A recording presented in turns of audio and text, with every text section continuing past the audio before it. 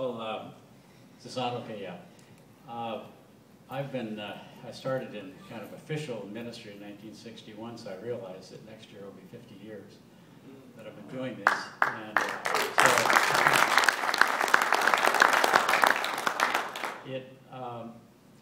back 4 years ago, when I turned 70, I was reflecting on my life at that point, and I shared with a number of folks and people in groups and stuff like that. I said, you know, I think I'm just hitting my stride. And I had this sort of people kind of look at me, at 70, you're hitting your stride. And I do believe that theologically. I know my body, even at age 70, was in decline. We all are at age 70 in decline. But our spirits continue to grow. And so that whatever age we are reaching, in a sense, our stride. And whatever that would be at that stage in our lives. And I have to admit that when I would say that at age 70, I was thinking maybe another 15, 20 years, you know, Lord willing, I can kind of live that out, the stride. So I'm now 74, and in June I had a regular physical, and got a total clean bill of health, no problems. And so, great, but then by the end of June, I was feeling a little kind of something in my stomach and kind of an acidic condition, and I thought it was just kind of reflux, and I'd had little reflux issues, and I thought that was going on, but it didn't go away. So I go to the doctor right after the 4th of July, July 7th, and my numbers are all out of whack. And they do a number of tests and find they've got a little tumor in my pancreas, and that my CA number, they call it, the testing of pancreatic cancer, was elevated significantly. But then, you know, it's kind of interesting how you go down that road and you think, well, it looks like they've got it early because they think they could do a Whipple surgery, which is where they actually go in and surgically remove that, and that it could be contained. And so we were kind of thinking that. So I had my surgery, and I skated through surgery. Normally it's 10 days or longer to get out, you know, just in the hospital for that major surgery. They let me out in 7 days. And so I'm just, you know, fortunately, I think I was in good health otherwise. But then the doctor comes in before I leave the hospital and says, you know, the pathology report shows that we took out 19 lymph nodes, and 9 of those were cancerous.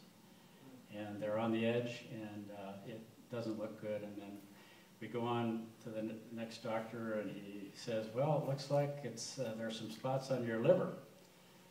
And that's not good with pancreatic, you know, because that means it's metastasized. And metastasized means it's gone to another organ. So then it becomes a question, what do I do? And I have to say, I knew from the get-go that pancreatic cancer was not a good one. And so I was already beginning to think about, you know, what that might mean. And then when I get that sort of report, you know, had to, well, let me put it this way. I really had a sense of peace. This is what amazed me. And I believe that's because of prayer, and just somehow the Lord gave me that assurance. And I have not been, I've been at peace about this from the very get-go. And then we examined the whole chemo, radiation possibilities, and again, I discovered, I didn't know that about pancreatic cancer, but the tools they have for dealing with pancreatic cancer are not particularly effective. It only works at about 10 to 25% of the population, and it's, and at best, it's, you know, you gain about, you know, a month or two of life, because they've said from the get-go there's no cure. And so, bingo, talking about getting a shock and having to deal with the reality of our situation. But after consulting with my family and with a good friend, Rob Lane, who's an oncologist, he's retired, and he said, I think you should do nothing. To go for the quality of life rather than quantity, and don't worry about the end. And so I've chosen to do that. And I have peace about that. You know, sometimes I've had some second thoughts about it, but I'm still holding true to that. And frankly, right now, I would be 5 weeks into chemo, and I wouldn't be standing up here feeling like what I do right now. And I got up this morning, and Judy asked how I was feeling. I said, great. I'm probably 9.5 out of a scale of 10. And so I've elected to do the quality of life rather than the quantity of life. And, you know, we're all going to face it one way or the other. And so what do? Here I am, 74. And, but the other passage that has really become alive to me is Philippians 1:21. I had reflected on this many times before, where the Apostle Paul says, for me to live is Christ, and to die is gain. Of course, he was in prison, and he says, I would prefer to go and be with Christ, but because of your need, no, I mean the Philippians, I think I need to stay around. In other words, I have work to do. And he was convinced that. Of course, Paul was in prison. You know, I was at Park Shore. I'm not in prison. but that's what was going on with Paul, and it really now has come alive to me. You know, for me to live is Christ, and to die is gain. You know, and that's kind of where I am right now. That it's a win-win situation either way. I'm praying that the Lord would heal me. The human solutions are not going to work. It's pretty clear. But the Lord can heal me. But I'm also being realistic about the Lord may be calling me home. In fact, it's interesting getting back to the whole hitting my stride. I thought I had another 15 to 20 years, you know, to be looking at, and what I'm realizing now, maybe he's calling me home. Maybe it's graduation time, and that's you know, so. But these have been some interesting times for me in terms of how I thought. And one of the things that's really been positive is, as I was going through the decision about seeking chemo or not, Judy and I had kind of thought maybe we should at least consider it. You know, I mean, let's give it a shot, sort of a thing.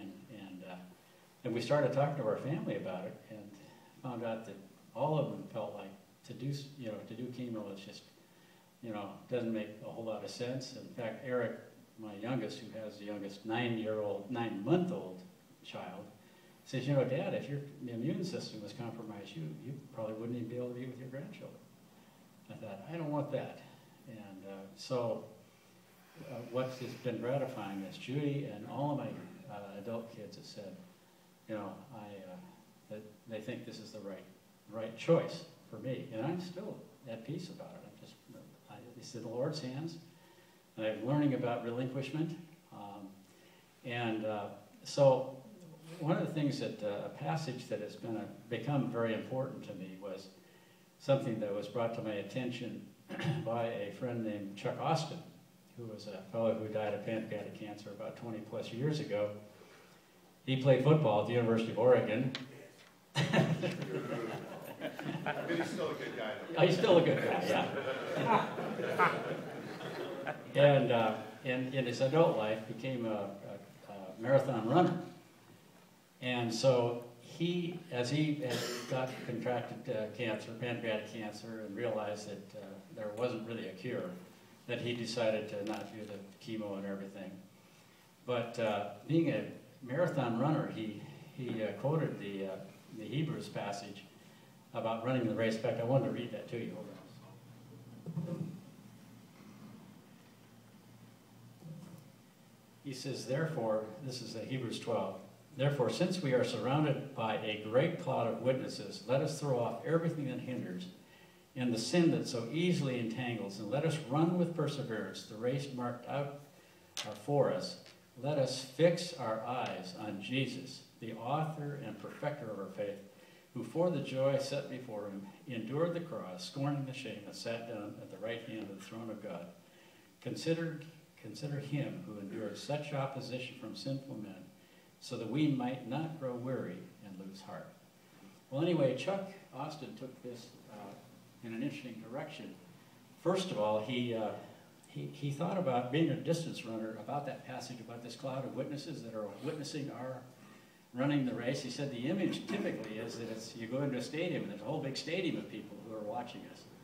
He says, as a distance runner, he thought about it being more of on the road, that these cloud of witnesses are cheering us along as we're running this race along the road, and only for the last lap or whatever it is do you actually go into the stadium. But the most of your life is on that road, and this crowd of witnesses is cheering us on as we go.